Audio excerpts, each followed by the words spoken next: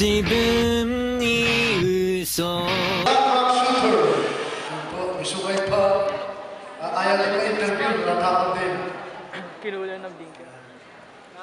Hinahanap ka sa mga inspirasyon yung araw na to. Kinulang niya sa ilaw. Yung may inspirasyon ka rin. Okay lang. Kamusta naman ang costume mo? Ito ka. Mayroon ka letter X doon. Kamusta naman ang costume mo? Hindi ka ba nalalaman sa iyong paglaban?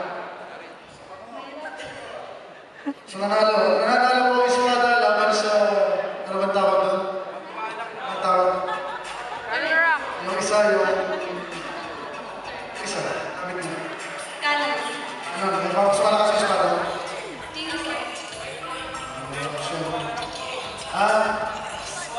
Anak ko nga pala yun. Si David Jr.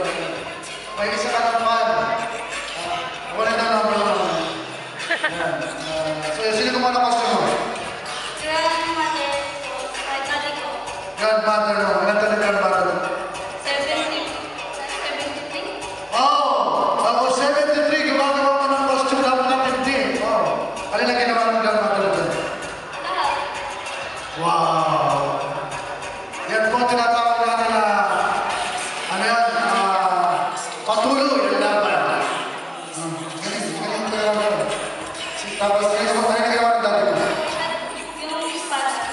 Espada